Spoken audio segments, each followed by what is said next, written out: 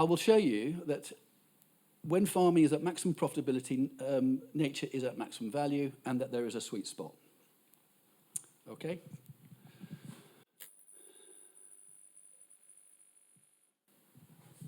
And I have put an objective for farming. I don't know whether you can all see that at the back, but the objective for farming says to achieve a balance between land management and nature. That should say to achieve a profitable balance between land management and nature. So that's what I have set out, and again, there's no disagreement as I can see, as an objective for farming. There are 4 concepts that I want to talk to you about first. Firstly, as I said to you earlier on, that food is a fuel, a form of energy, and as such is subject to all the laws of physics and mathematics that go with energy. So what you produce, what is produced on every single farm, amongst other things, is energy. Which is why where I was coming from when I was talking about this energy calculation, and Julia rightly introduced another element to that. So food is a fuel. What you produce is energy. The second concept, nature demands a balance, an equilibrium with any land management. Nature is always, always, always trying to create a balance, trying to create an equilibrium. And we can't get away from that. And if we're going to have a balance between land management and nature, we need to understand what that balance is, what that equilibrium looks like. Unless there is an equilibrium, there will always, in every circumstance, be a stress on nature. Now, this is where the NGOs, the conservationists, the ecologists begin to struggle with what I'm saying. But there is no circumstance, if there is no equilibrium, where there will not be a stress on nature. Not one. And if in farming our objective is to create a balance between land management and nature, we need to understand that. There are 2 types of equilibrium, a stable equilibrium and an unstable equilibrium. They're both equilibriums. The stable equilibrium is a truly wild landscape, a landscape with what is called a trophic cascade, a top predator.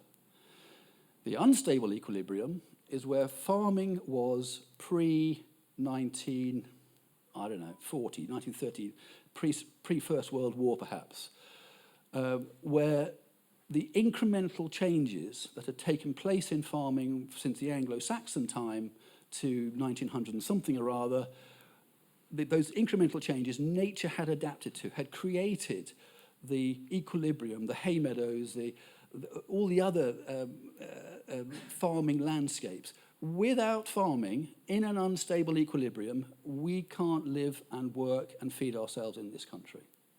But we have to understand what equilibrium actually means, particularly an unstable one. An MSO, maximum sustainable output, is the point of equilibrium between a land-based process, that should say, or something like that, and nature. Maximum sustainable output is the point, is the sweet spot where nature and farming mutually to their benefit coincide. Any questions? This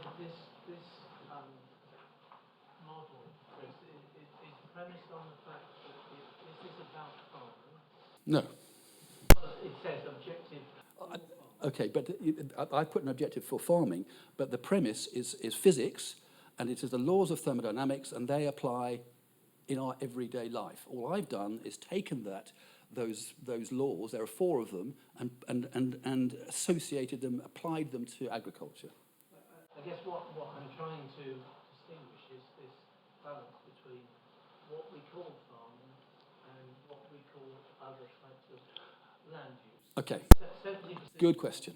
of the UK land is agricultural land, so are we saying that this model applies to that, and what happens elsewhere is may be subject to similar laws, but it's not about farming. This will apply to farming, game shooting, forestry, anything to do with land management. So it is a bit wider than farming. It is. I've just assumed that most of us here are farming. So I should have perhaps put objective for land management. So would another land use sector that perhaps you try and accommodate would be nature conservation in its own right? Ask me that question when you see a chart which looks like a bit like a mountain, okay? And we'll cover that at that point, all right? Because this, again, controversial, but still backed up by the science, I have to say. So the managed landscape.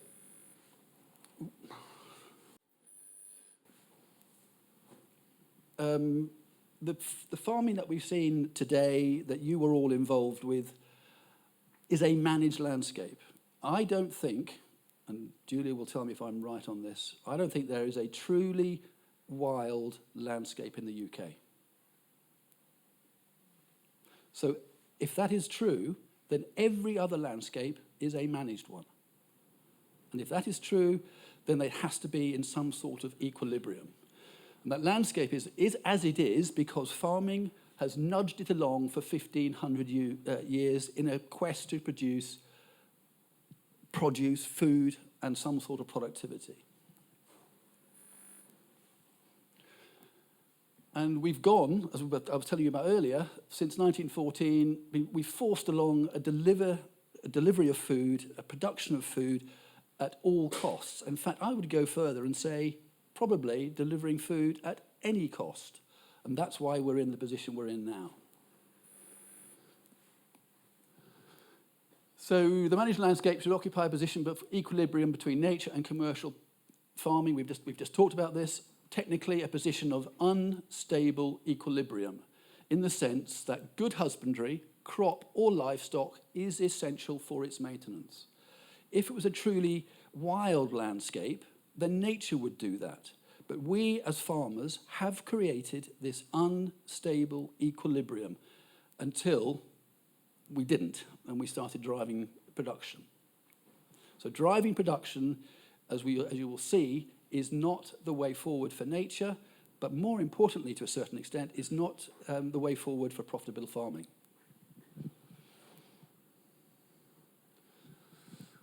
So again, we began to get into this at the end of the chat with Tom and Jibby. Every farm gets free issue of sunshine, rain, fertility of grass. And it is behoven on us as farmers and business people to make the best use of that free issue, the free issue sunshine, rain, fertility, and grass. And it is that free issue, along with the managed landscape, that drives maximum sustainable output, MSO.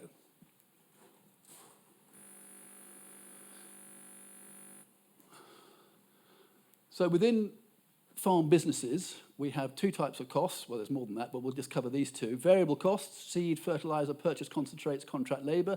Those are costs, as you probably all very well know, those are costs associated with driving volume, driving production.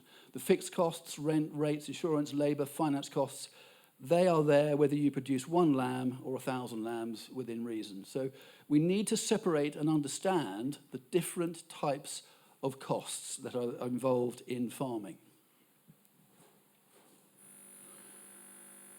And this needs to be down here, really. Can we all see? If I go down here, can you see? Can you all see?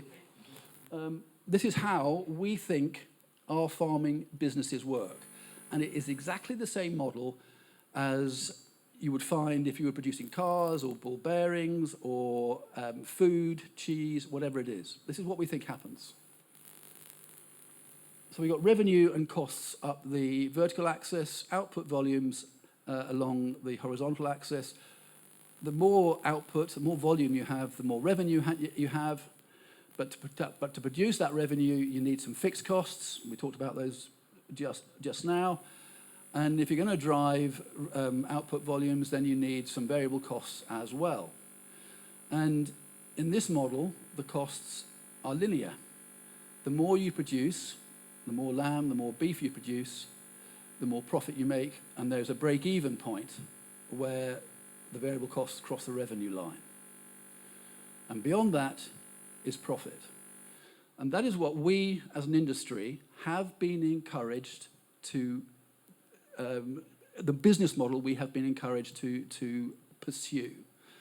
And it hasn't worked. It doesn't matter what farm business survey you look at, the profitability of farming is in trouble, and has been in trouble for quite a long time, in fact. So expansion beyond the break-even point delivers continuously growing profits. Maximizing output volume eases the burdens of fixed cost recovery. So a lot of farmers believe they need the high outputs to cover their fixed costs as well as to make a profit. Is this a win-win strategy? Unfortunately, this model is at a fundamental disagreement with farming realities. Any comments on that? Why is that? Because we have to divide variable costs up into two. The variable costs that we talked about earlier need to be divided into two: productive variable costs and corrective variable costs. And the PVCs, productive variable costs, are associated with that free issue. The variable costs that come with the sunshine, the rain, and the fertility, associated with that.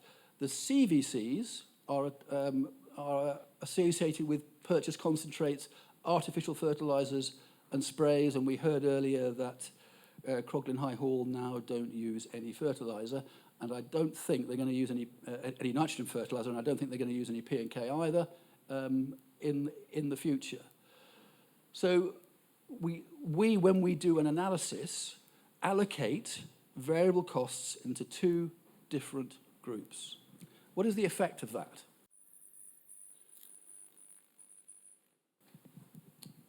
So you've got the same chart, same fixed costs, same revenue line, but the variable costs are not linear anymore. They are non-linear. Let's get my digital help here. So at that point there, we have an inflection point. So between there and there are the variable costs associated with the free issue.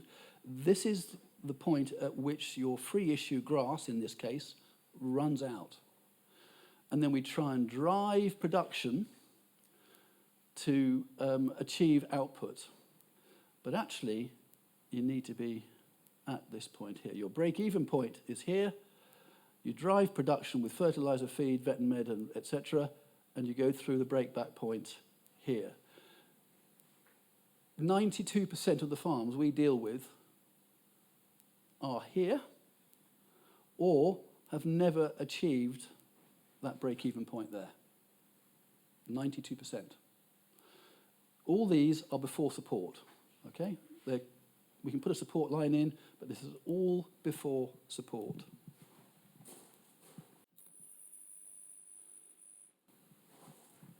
So here are the PVCs, as we were talking about. Here are the CVCs, and these are driven to drive production, but they are fundamentally affected by the elevation of the farm, the precipitation on a farm, and the latitude of a farm. If you are producing sheep and beef in Dorset, the costs are significantly lower, as you would expect, than producing sheep and beef at Croglin. This is the MSO, the maximum sustainable output, that point there. Going beyond that is driving you into loss.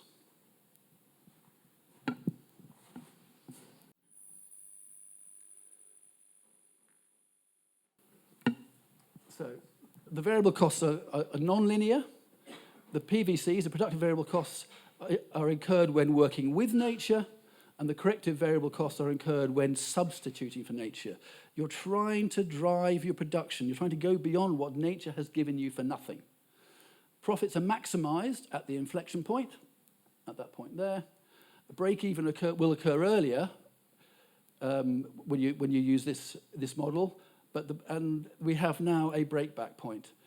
And what this is the maximum sustainable output. All this is MSO. And we can calculate that on a farm-by-farm basis or on a landscape scale basis. Now, I want that chart, I want to show you it in a different way. So we got profits up here and volume down here. And as you increase the volume up to MSO, your profits are at their highest. You getting ready for this? This is the chart. Okay, and this is the point here of unstable equilibrium. That's what farmers do.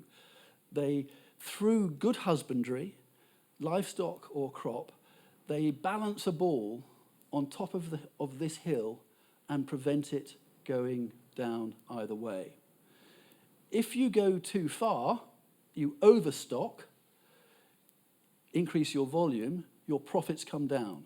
And this chart has been taken from 64 farms that we've looked at. And so what we have is a zone, rather than a point, an MSO point, we have this zone where farming tries to balance its nature. We heard earlier how difficult it is to get your right stocking rate, get the right stocking rate in summer for the winter, and make sure you don't run out of food. And so there is a zone here. If we rewild, and you're away from this unstable equilibrium, and you go down here, then the laws of physics dictate, in fact, demand that there is a stress on nature. The least stress on nature and the most profitable is at the MSO point.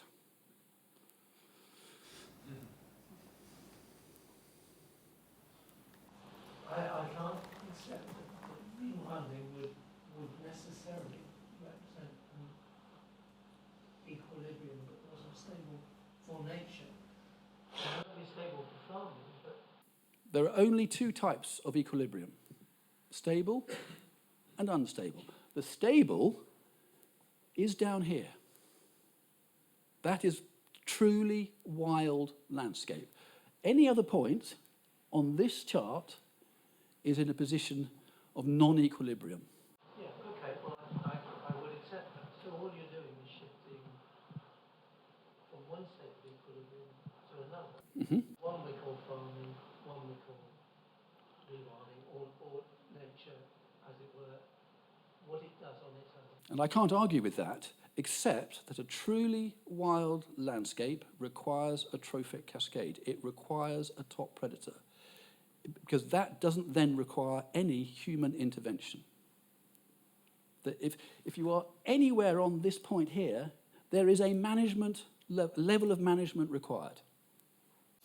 I guess the only comeback to that is it wouldn't work because we don't have those markers. Exactly. So once you've started it down that route, then nobody would know what the end point would be. There's this project in Holland where they have rewilded Eustanis troughs, a big area, and they filled it with herbivores, a range of different wild animals, but no predators. So the only control on the numbers is disease and starvation. And human intervention if necessary. And welfare. I mean, welfare. That project has caused huge welfare issues, with people throwing hay over the fences to feed the animals. And I mean, I'll come to you. On Exmoor, there is an estate that is trying to rewild. And one of the things that's happened is that the red deer population has expanded to such an extent that the deer are dying of TB on that estate. So what do we do about that? Do we just let that happen? I guess the problem is that the boundaries between that estate and the surrounding farms Exactly. are permeable. Yep. So it's not a thing unto itself. Let me give you another example. The willow tit has reduced by 94% over the last 40 or 50 years. Where it is making a comeback is on post-industrial concrete sites in the north of England, where birch, which is what they thrive on, birch thickets, have taken over and they're beginning to reintroduce themselves into those areas. One of the reasons that the willow tit has decreased is because the number of deer, roe and red, are grazing out thickets. So we've lost, unless we intervene and manage those red deer. Now, Bill, I would never have thought a year ago that I'd be saying this to you. I would have been much more on the rewilding side. And I'm not approaching this from a farming I'm not approaching it from a farming background or from an anti-rewilding background. I'm approaching it from a science background. It's just how it is. There are 4 laws of thermodynamics, and they dictate this. So, sir. Yeah, I just wanted to ask you about, if that's taken from real farm data, Yep. the point of, the inflection point, if you like, is basically £10,000 profit. Yep. Is that a net profit? Good question. Is it per what? Because there are farms that are making more than £10,000 without support. Depends how you define profit. So most farms are... Yeah, will do. Most farms are partners, are partnerships or sole traders.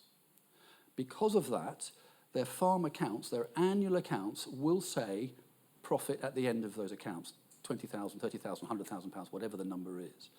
But actually, it doesn't include 2 things, because as a sole trader or a partnership, it doesn't allow you to put your drawings into that.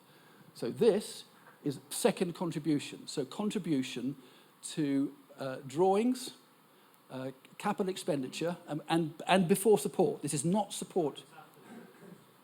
It's after any fixed labour costs. So if you're a dairy farm and you've paid your dairyman £30,000 a year, and you only leaves you £10,000 for yourself, and for capital expenditure. Pre-drawings or post-drawings? This is after fixed costs, pre-drawings. Per partner, but that's the total. That's the total for those farm businesses. Could I just ask a supplementary? Yeah. So, my other question is, obviously we've been through a period of globalisation which has probably meant that food prices have been quite static, whereas they've risen the last 2 or 3 years, and there is definitely a protein shortage in the world at the current time. So that, I'm assuming, is going to move your point of MSO one way or the other, because output prices are a lot higher, so that's going to affect the variable cost. No, really good assumption, and I understand why you're assuming that. But the only way we can draw these charts is by using pound sterling as our measure, as our yardstick. So this allows us to compare apples and pears. So I get this year I've been told by several farmers, I'm really glad we haven't gone down the MSO route because the price of lamb and beef is so high. I think I'm talking about it in a different way. I'm talking about farms that are already farming with minimum inputs. Because my point is that obviously their gross output will have risen, whereas their inputs have stayed largely but not totally static. Yeah, but the MSO is only the pound that this here as pounds is only a yardstick against. The MSO will move every single year to the right, as I think Jimmy and Tom will find. It doesn't matter what the price of lamb is. It's just a yardstick. That's all it is. So we can measure apples and pears. I think there was someone behind. Was there someone behind? Yeah, Peter. I just wanted to have one other go at the nature aspect, as you might suspect, Chris. So if a farmer was farming at just below or somewhat below the MSO level, Which side? to the left side, Over here? yeah, Yeah. somewhere over there, Yeah. then, as Julia described, some of that extra energy might be going into carbon accumulation in either peat or trees or soil humus, which could still be at an equilibrium, could it not? We haven't found one yet. I need to think about that. I mean, Yeah, I think that you are getting, this is the first presentation that I have done that has included this chart. So it wouldn't surprise me if there's something that I've said that isn't quite there. But I leave you, Peter, with this, repeating myself, there are only two types of equilibrium, unstable and stable. And if you are anywhere, You'd be moving towards some sort of equilibrium. It's just and you can move down to here, yeah, and you can move down there, but a truly wild equilibrium requires a trophic cascade. Unless you use landscape, I suppose. Unless you, but that becomes a managed landscape. And that's what we have in this country. I think we're all wanting from my nature perspective, we're wanting a managed landscape. It's just how we manage that. But unfortunately, at the moment, we're down here somewhere as an industry. We're down here, and we want to be up here. That's where we are. We are down here. So Peter and Bill, to a certain extent, are arguing about this side.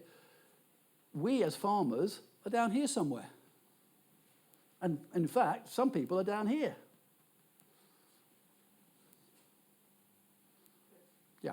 How do you treat countryside stewardship income, given that you're producing a product and it's being paid on income forgone? So effectively, it's another enterprise. It's simply, instead of being paid for at the till, it's being paid for by the government. You're selling the production, and maybe it's the peat, maybe it's Winchat, maybe it's curlew. So that is a product. At the moment, we're not taking that into account. And that's what I think my sort of concern with your analysis, that there are a lot of farmers, and probably the very fact people have come here, I imagine a proportion of people who are already in stewardship, and that income, that's a real enterprise for them, and that's something that I would say should be included, because they're being paid for producing. You've got costs and you've got income. Oh yeah, but what he's counting is the costs and not the income. And I would say that because you've got Okay. So I'm agreeing with you, yeah. Yeah. Really good question. And Jimmy and Tom raised this during our conversations, where you'll be able to describe it better than me, but your HLS is you. Yeah, well, I'm sure everyone is the same. Rent farms and mortgage farms, land prices higher because of the stewardships, because of the single farm payment. Rents are high, way higher than what it should be, if we're all honest. So that in turn affects your profitability on there. If you're not putting any income from your single farm payment or your stewardship, so you've got your costs in there, but you don't have your income in there. And that was my biggest gripe at the start.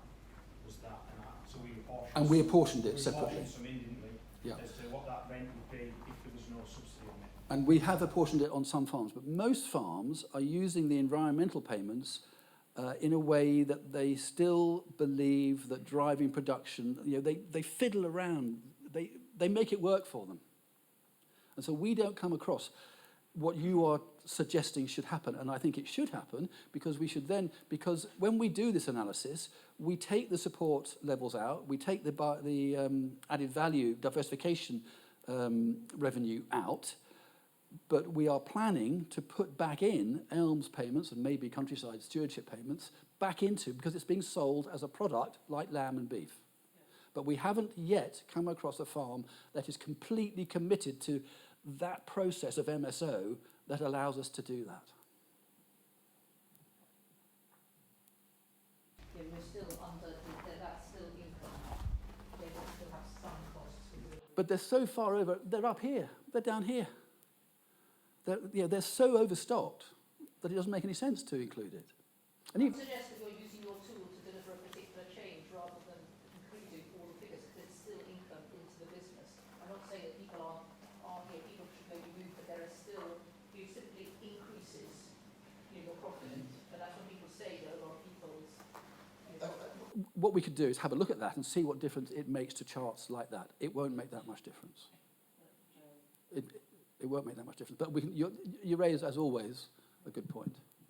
I think that one ongoing problem is that the payment rates for ELMS are being calculated, they say, on income forgone still, which is ridiculous. I can't do anything about that. But you're right. What it should be is producing a product, but it's just too difficult to evaluate, isn't it? let me be very, very controversial. 15% of the farms that we have analysed do not cover their variable costs before support. In any other business, any other industry, you would be out on your ear within a few months, because as you try and expand, your losses go up exponentially with that. So in some ways, that anybody who is in business in some sort of land management who is not covering their variable costs before support should not be supported. So what you seem to be saying, Chris, is that where that line is going down, Or the MSO line, on the right. this one. So, Yeah. that's where farmers start to use these inputs to increase their yield, but in fact, they're actually driving down their profit margin. Yes. They're not actually running out of money because they have these other sources of income from basic payment and stewardship schemes and maybe outside income. But the problem is surely that they aren't made aware of the precise forces driving their farming business. Yep. Nobody is telling them how that's working. All they look at is the bottom line. All they hear about, so when they take their accounts to the accountant, the purpose of that is to get their tax sorted out. And if they've got enough money to pay their tax, assuming they make a profit, then that kind of reinforces the idea that the business is performing okay. So where are they going, apart from coming to a specialist like yourself and paying additional expenses, where are they going to get this information that would help them to sort out these different elements of their business, some of which are profitable and some of which aren't? So there's lots of bits how I can answer that, but let me take two of them. Firstly, accountants. So we've seen 80+ farm businesses. I don't know how many accountants are in that. I don't know, maybe there's 60 or 70 accountants. Of those 60 or 70 accountants, very, very few, maybe 10 or 12 or 13, are actually splitting up the income in the output line of their accounts into different things. Armstrong Watson round here are one that are doing that. They split it up very, very differently. So you can do that analysis yourself if you look at your accounts. How many farmers that actually look at their accounts, which are 18 months old quite often, and are really only any use for mitigation of tax liability? What we do is turn tax accounts into management accounts with the KPIs that are associated with that, key performance indicators associated with that. So that's the first one. The second one, and it's a real bugbear of mine, and we need people like Jimmy and Tom and Julia to stand for the next president of the NFU and start doing something about the leadership of our industry. Because we have been let down for the last 60 years. They've been promoting a business model that hasn't worked for farmers, their members.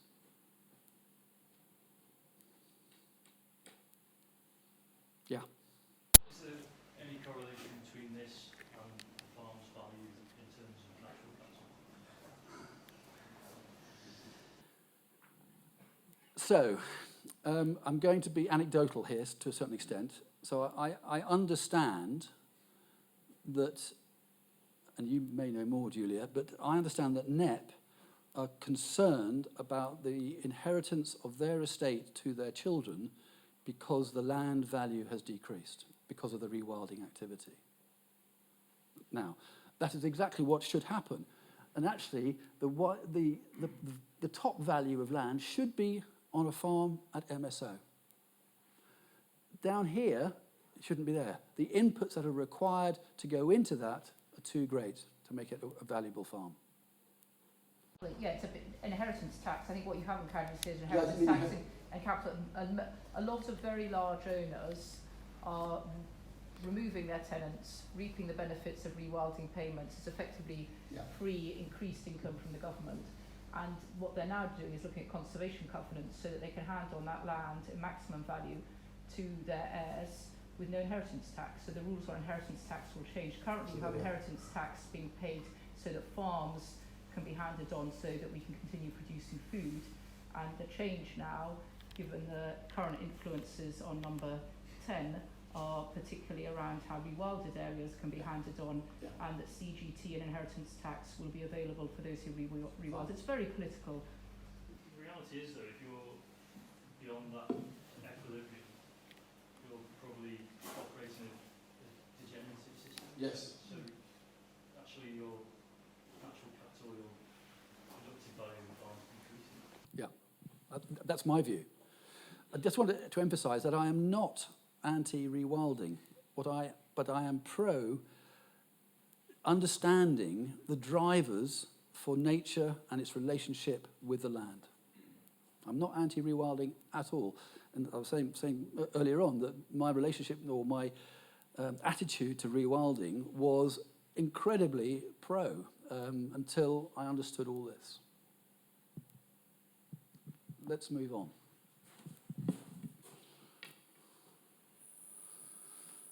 So, just a summary really. Maximum profitability and margin, profit as a percent of sales, maximum contribution from nature. That is what MSO is all about. And I just might go to Tom. And Tom, what was it like for you to go through this MSO process? And how long is it going to take you to get to where you want to get to?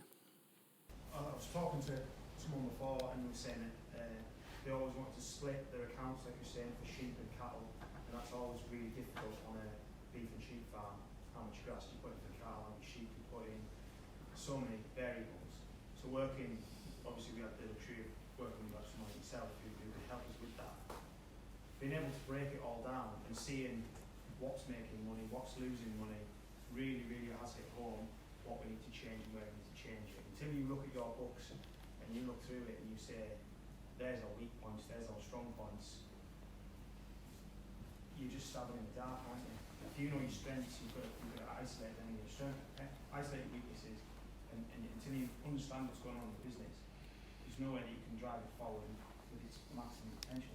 That's what I would say. It's not an easy process going through your books. I couldn't have done that myself. But it's definitely something that's been worthwhile. Any comments on that? Can I just ask, is anybody using Xero? And are the other accounting tools? Does that help?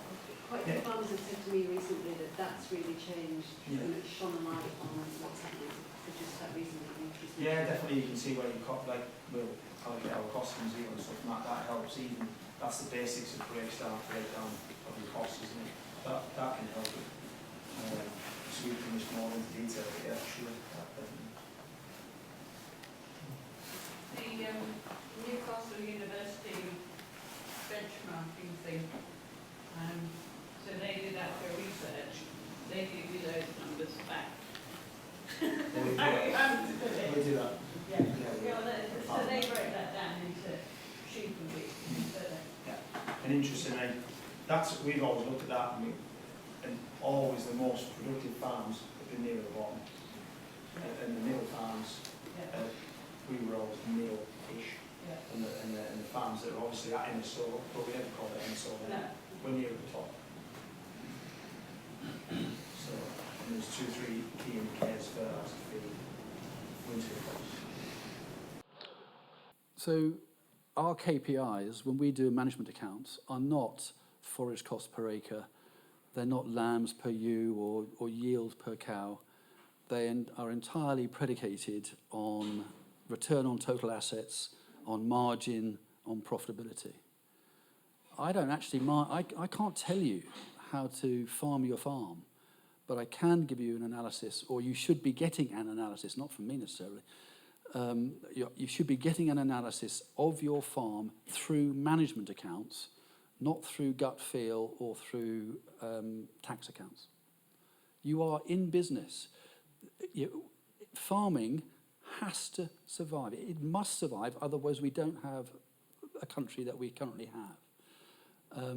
And what is really frightening, and again, you'll be able to help, is that I understand with some certainty that the Welsh Government are expecting 40% of farms to fail, and the UK are between 20 and 30%, expecting 20 to 30% of farms to fail. Am I somewhere near right? Or is that, don't you know? I don't know about Wales, but in England it's actually a policy ambition because disruption is very good. And I've seen the, DEFRA board papers, is that consolidation in an economies of scale is an actual ambition, a policy ambition. So yeah, so by phasing out BPS before ELM comes in, it puts people into shock, which leads to business failure. So if we don't want to be one of those ones failing, then I suggest, we personally moved to using zero. We break it up by each of our enterprises. I think, God helps those who help themselves in this world, and that's whether, don't rely on it's a pretty tough approach to business. And in some ways, what you said, Chris, is that why should a government with a huge economic challenge be funding businesses who aren't being economically efficient? And that's, again, another controversial Indeed. statement. Yeah. I apologize, but there are, it's going to be a really tough next.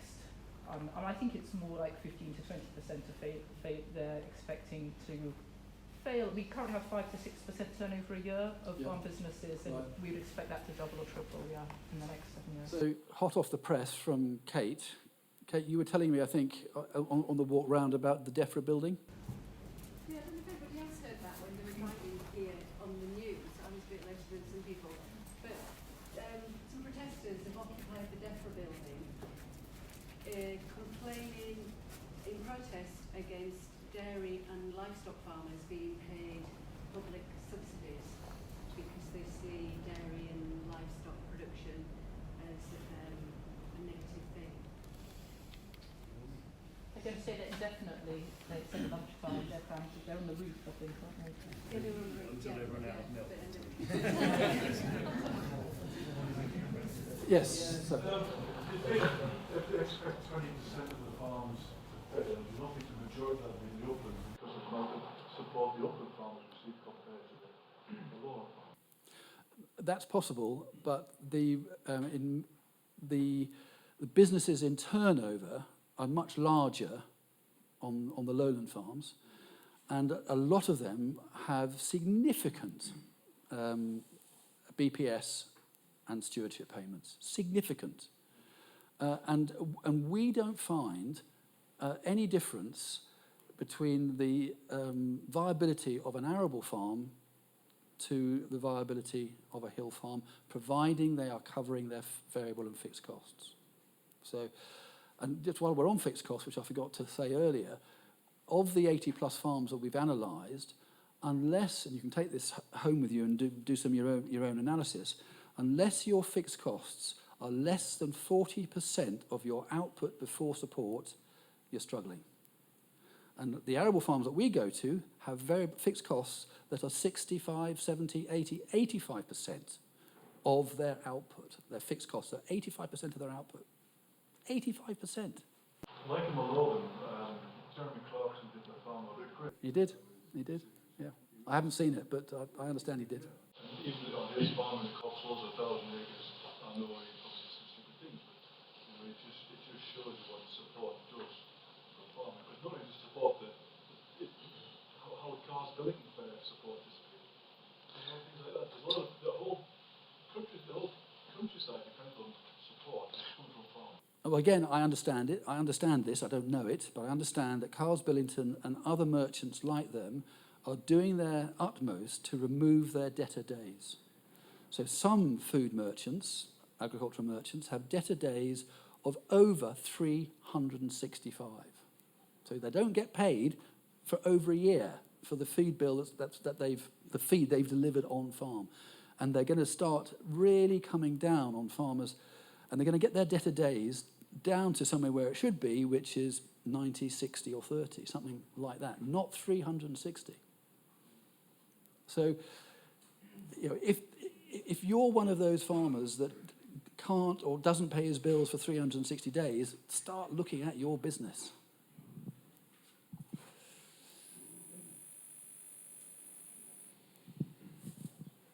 So again, just summarising, above MSO, extra costs are incurred, the CVCs, additional purchase food, additional fertiliser, additional stresses on soil fertility and biodiversity. Below MSO, heading towards sort of the less stock.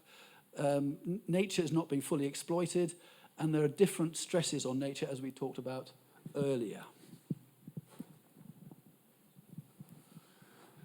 And we keep coming back to it, but MSO is the point at which the inherent natural capital delivers its maximum commercial benefit. Driving your natural capital in the way that Julia was talking about and getting paid for it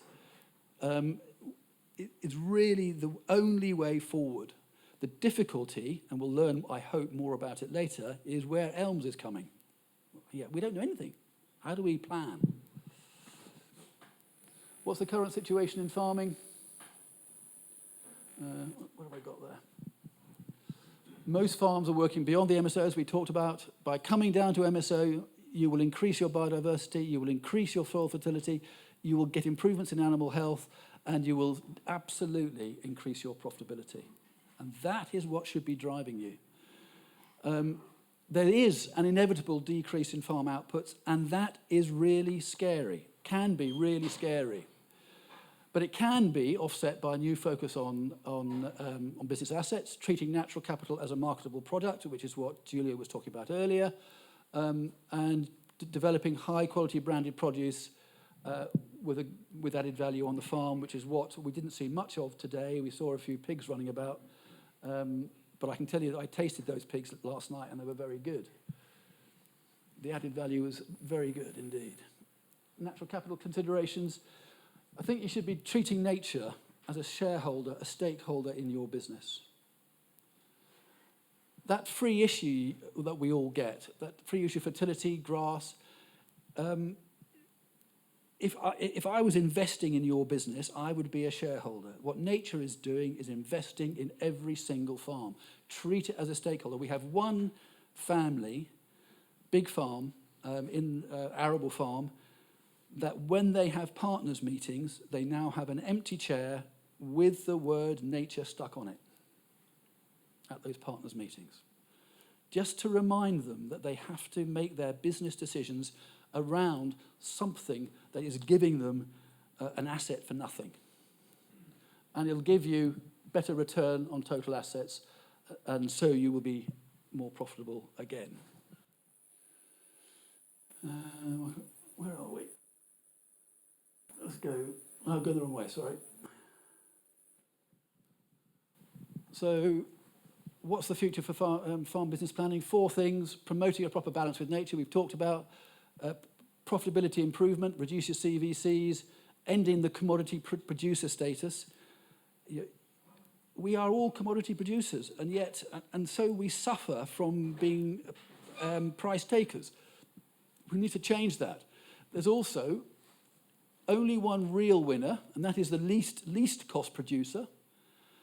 Abattoirs, I haven't really talked about that, but I have a real problem with the way our abattoir structure is laid up at the moment. They are also causing a real bottleneck within our industry. In business, you drive aspects of plant utilisation and you get traditional economies of scale. When I was farming in the Yorkshire Dales, there were 12 farms between me at 1,500 feet and Starbottom, which is at 800 feet or a bit less. 12 farms, 10 big balers, each with a capacity of what? What does a big baler do? 10,000, 20, 15,000 bales? Let's call it 5,000 bales. Each big baler, 5,000 bales, 10 balers, 50,000 bales. How many bales are actually produced? 4,000.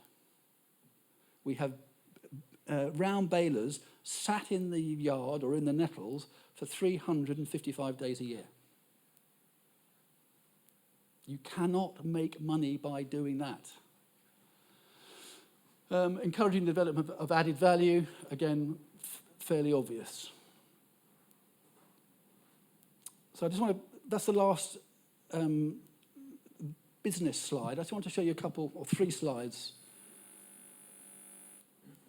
I don't know whether you can see that. Last 3 slides. So this is the relationship between corrective variable costs and contributions to profit on this farm. Okay? I can't show you these numbers. There's some sort of commercially sensitive numbers in here. Negative up there, positive up here. As your CVCs come down, so your profits go up on this farm over the 10 years that we've done the analysis.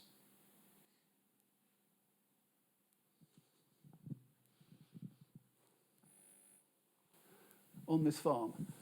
The relationship between fixed costs and contributions to profits, this is a fairly obvious one. As your fixed costs come down, the more profit you make. And finally, the comparative attractions of cattle and sheep. So we've got cattle and total livestock unit ratio. The more cattle you have on this farm, the more money they make. Thank you for listening. Pardon? It's a ratio. So the total, the cattle against the total LSUs. So the total LSUs, which included cattle and sheep, we've measured the cattle against the total LSUs.